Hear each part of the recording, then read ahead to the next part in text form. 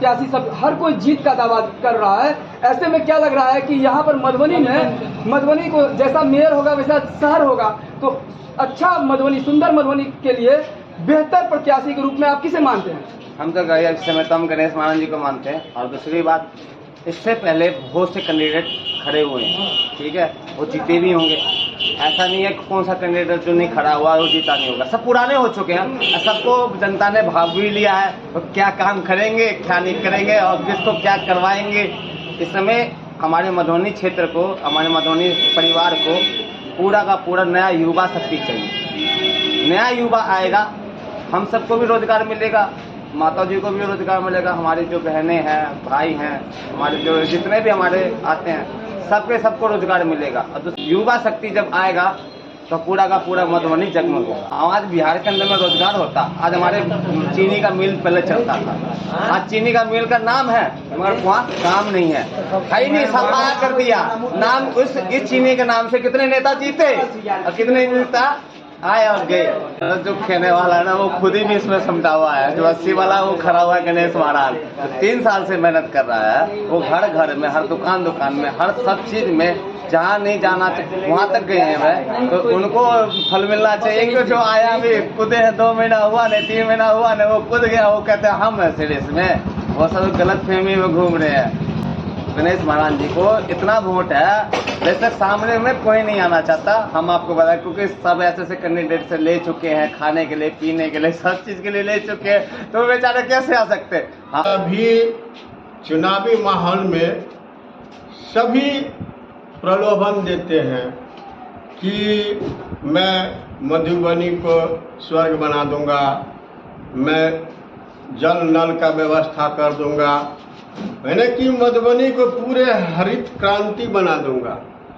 अरे भैया, पहले तो तुमने पूछने के लिए भी नहीं आए कि भैया आपके क्या प्रॉब्लम है, क्या समस्या है। और अभी जो आप प्रलोभन दे रहे हैं, तो पहले तो कुछ करो। इस तरह मछली को फंसाने के लिए उसे लोभ दिया जाता है, तब न मछली फंसती है। आप सूखा में मछली फंसाना चाहते हैं, इससे नहीं होगा। आप सबसे पहले कुछ करके दिखाइए, तब न जनता को विश्वास होगा कि फलाने बाबू हमारे भविष्य में कुछ कर सकते। मैं 27 वार्ड में। नाम आपका? सीताराम कारक। मेयर पद के लिए गणेश कुमार महाराज अच्छे रहेंगे और हम सभी को चाहिए कि उनको बहुमत वोट दे करके उन्हें अपना प्रत्याशी चुने और अपना भविष्य को उज्जवल बनाए। उनमें जितना होना चाहिए उनमें सारे विचार हैं और स्वच्छ और निर्मल स्वभाव के हैं। इनमें कोई छल कपट प्रपंच नहीं है।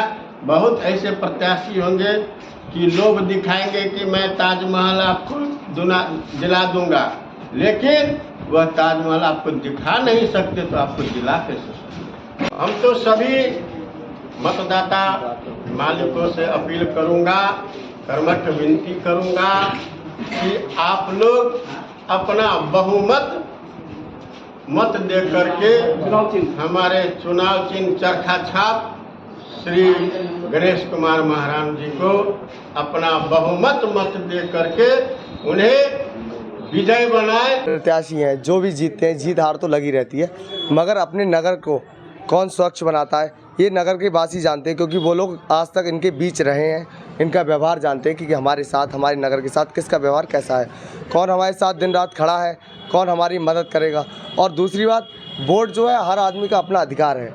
बस मेरा तो बस इतना कहना है कि कोई भी व्यक्ति अपना वोट बेचे ना, किसी के दबाव में आकर ना दे, अपने मन से अपना मतदान करे।